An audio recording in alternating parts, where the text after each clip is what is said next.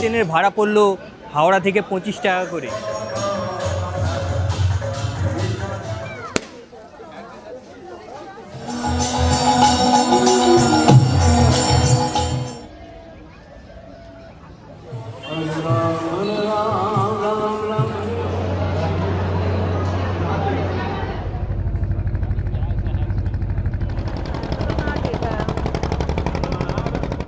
Hello guys, welcome back to my channel. চলে এসেছি আরও একটি নতুন ভিডিও নিয়ে। বাঙালির দীঘা, পুরী, দার্জিলিংয়ের পর আরেকটি জনপ্রিয় স্থান হলো মায়াপুর। তাই আজকের এই ভিডিওর মাধ্যমে দেখাবো কিভাবে কম খরচে পৌঁছানো যায় মায়াপুর, সঙ্গে থাকবেন কোথায় এবং কিভাবেই পাবেন মায়াপুরের ভোগ প্রসাদ, তার সম্পূর্ণ একটি ধারণা দেওয়ার চেষ্টা করব। তাই ভিডিওটি শেষ পর্যন্ত দেখতে থাকুন। চলে এসেছি হাওড়া স্টেশনে। হাওড়া থেকে 8টার কাটোয়া লোকাল ধরে পৌঁছাবো নবদ্বীপ ধামে। সময় লাগবে 2 ঘন্টা 10 মিনিটের মতো এবং মাঝে রয়েছে 31টি স্টেশন। অন টাইমেই আমাদের ট্রেন হাওড়া 3 নম্বর প্ল্যাটফর্ম ছেড়ে রওনা দিল। মাঝে রয়েছে 103 কিলোমিটার।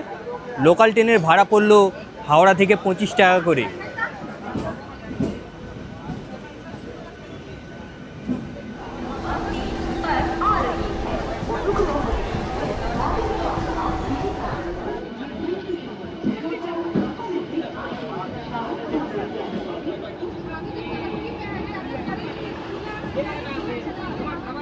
সময় এখন 10টা 29।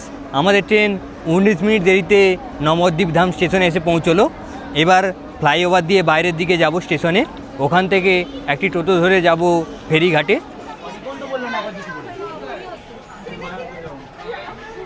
স্টেশনের বাইরেই রয়েছে টোটো স্ট্যান্ড। এখান থেকেই শেয়ারে মাথাপিছু 20 টাকা করে দিয়ে পৌঁছানো যাবে মায়াপুর ফেরিঘাট পর্যন্ত। স্টেশন থেকে ফেরিঘাটের দূরত্ব 3 কিলোমিটারের মতো। সময় লাগবে প্রায় 10 মিনিট। একটা টোটোয় উঠে পড়েছি, টোটোয় করে যাচ্ছি নবদ্বীপ ফেরিঘাটে।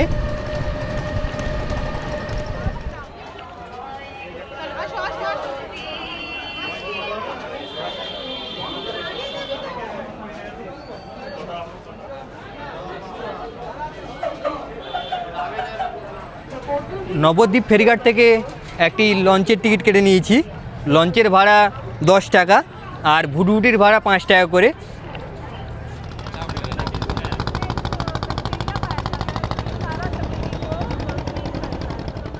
একটু দেরি হওয়ার জন্য নবদ্বীপ ফেরিঘাট থেকে লঞ্চটি ছেড়ে বেরিয়ে যায়, তাই ভুটভুটি করেই মায়াপুর ফেরিঘাটের উদ্দেশ্যে রওনা দিলাম। এই নদীপথ থেকেই মায়াপুরের নতুন মন্দিরটি দেখা যায় এবং এই মায়াপুরে এলেই আপনারা দেখতে পাবেন জলঙ্গি নদী মিশেছে হুগলি নদীর সাথে এবং দুটি নদীর জলের কালার সম্পূর্ণ আলাদা। জলঙ্গি নদীর জল সবুজ এবং হুগলি নদীর জল সাদা। মাত্র 10 মিনিটের মধ্যেই নদী পেরিয়ে নবদ্বীপ থেকে চলে এসেছি মায়াপুর ফেরিঘাটে।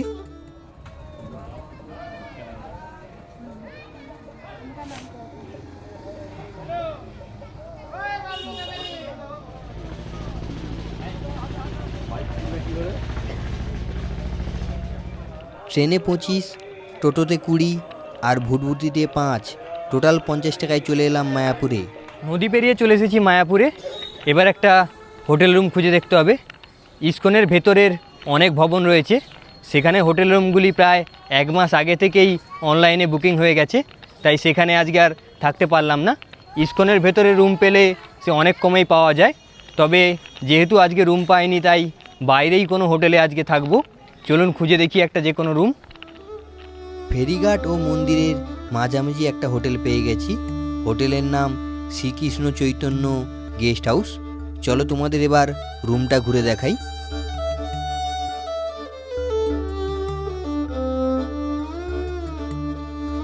আমরা ছিলাম 8 জন, তাই একটি ডবল বেডের রুম নিয়েছি। এই ডবল বেডের রুমটা নিয়েছে 1200 টাকা। এতে দুটো কিং সাইজ বেড রয়েছে এবং খুব সুন্দরভাবে ফল সিলিং ও লাইটিংয়ের কাজ করা রয়েছে। সঙ্গে রয়েছে দুটো ফ্যান, চার্জিং সকেট এবং অ্যাটাচ বাথরুমও রয়েছে। চলো বাথরুমটা একটু দেখাই। ভেতরে একটা ইন্ডিয়ান প্যান রয়েছে এবং মগ দেওয়া রয়েছে। গিজারেরও ব্যবস্থা রয়েছে এবং শাওয়ার, ট্যাপ এবং বালতি, মগ ও সাবান দেওয়া রয়েছে। রুমে ব্যাগপত্র রেখে প্রথমেই চলে এসেছি ইস্কন মন্দিরের ভেতরের প্রসাদ পাওয়ার কুপনের কাউন্টারে। প্রথমে কুপনটা কেটে নেব, তারপর গিয়ে ফ্রেশ হয়ে আবার আসবো মন্দিরে ভোগ প্রসাদ গ্রহণ করার জন্য। 90 টাকা পার পারসন দিয়ে গদা ভবনের ভোগ প্রসাদের কুপন কেটে নিয়েছি। 1টা থেকে দুপুর 2:30টা অবধি এই ভোগ প্রসাদ বিতরণ করা হয়। গদা ভবনের মেনুতে রয়েছে সাদা ভাত, ভেজ ডাল, পকোড়া, রুটি, মিক্স সবজি, পনির সবজি ও পায়েস। এই সব কিছুর মূল্য 90 টাকা। রুমে গিয়ে ফ্রেশ হয়ে চলে এসেছি ইস্কন মন্দিরের 4 নম্বর গেটে। এই 4 নম্বর গেটের সামনেই পড়ে গদা ভবন। এই গদা ভবন যেতে যেতেই রাস্তার বাঁ দিকে পড়বে গৌরনিতাই ধর্মশালা। এখানে 100 থেকে 150 টাকার মধ্যে থাকার জন্য রুম পাওয়া যায় এবং এই গদা ভবনেও 600 টাকা থেকে 4-5 হাজার টাকা অবধি রুম পাওয়া যায়। তবে এই রুমগুলি অনলাইনে অনেক আগে থেকেই বুকিং হয়ে যায়, তাই এখানে রুম পাওয়ার চান্সটা একটু কমই থাকে। ইস্কন মন্দিরের ভেতরের যে কটি ভবন থেকে ভোগ প্রসাদ পাওয়া যায় তার মধ্যে গদা ভবনেরটি সব থেকে বেস্ট। তাই এখানে ভোগ পাওয়ার জন্য প্রত্যেক ভক্তগণই চেষ্টা করেন। তাই এখানে কুপনও অনেক আগেই শেষ হয়ে যায় এবং লাইন পড়ে দেখুন এরম জিগজ্যাগের মধ্য দিয়েই যেতে হয় ভোগ প্রসাদ গ্রহণের জন্য।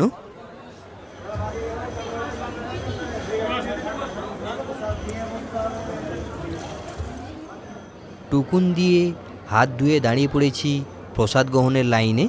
এখানে বুফে সিস্টেমের মাধ্যমেই প্রসাদ দেওয়া হয় এবং বসে খাওয়ার জন্য রয়েছে একটি বিশাল হল, সেখানে বসেই সবাই ভোগ প্রসাদ গ্রহণ করেন।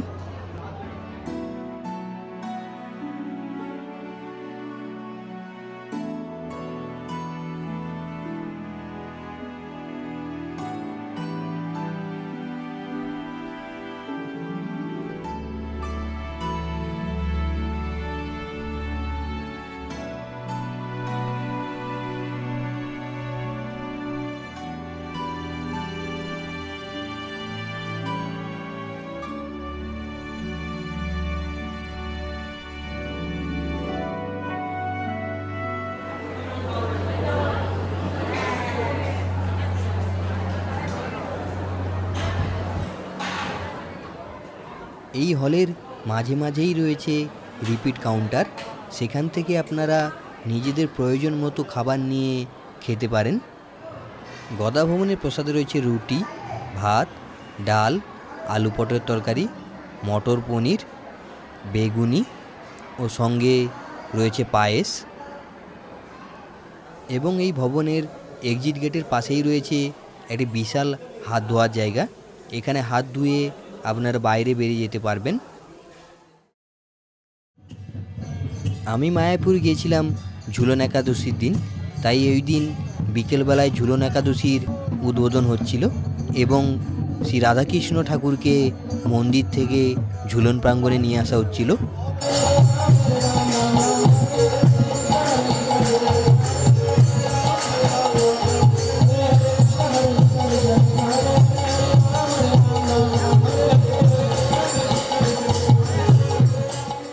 ঝুলন একাদশীর সম্পূর্ণ ভিডিও আমার চ্যানেলে দেওয়া রয়েছে, চাইলে দেখে নিতে পারেন। লিঙ্কটা আমি ডেসক্রিপশান বক্সে দিয়ে দিলাম। এরপর আমরা চলে এলাম মন্দির প্রাঙ্গণে সন্ধ্যা আরতি দেখার জন্য।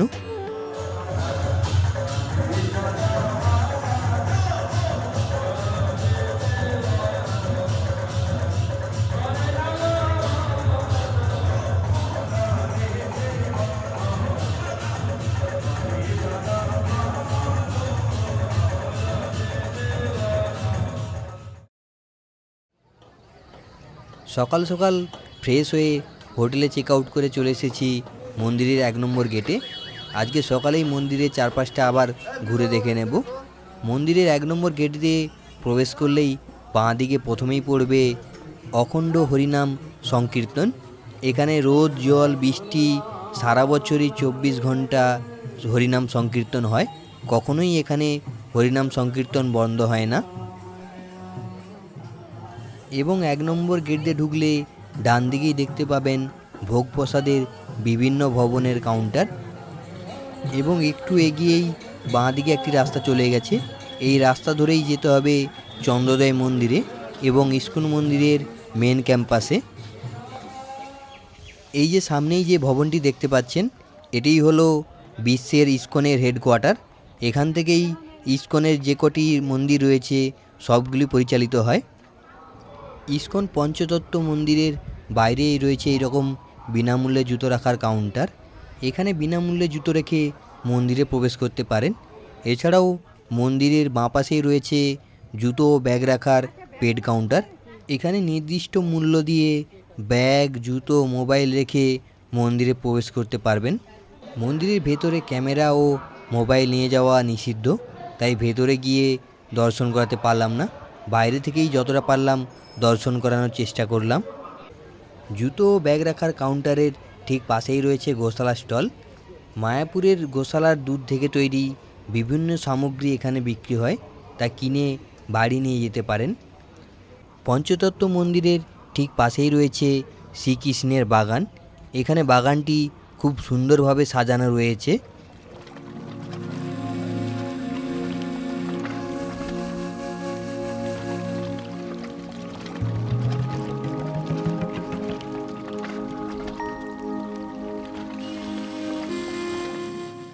এই মায়াপুরেই তৈরি হচ্ছে বিশ্বের সবথেকে বড় মন্দির, চন্দ্রোদয় মন্দির, টেম্পল অফ বেদিক প্ল্যানেট। এখন চলে এসেছি শিলা প্রভুপাদের পুষ্প সমাধি মন্দিরের সামনে।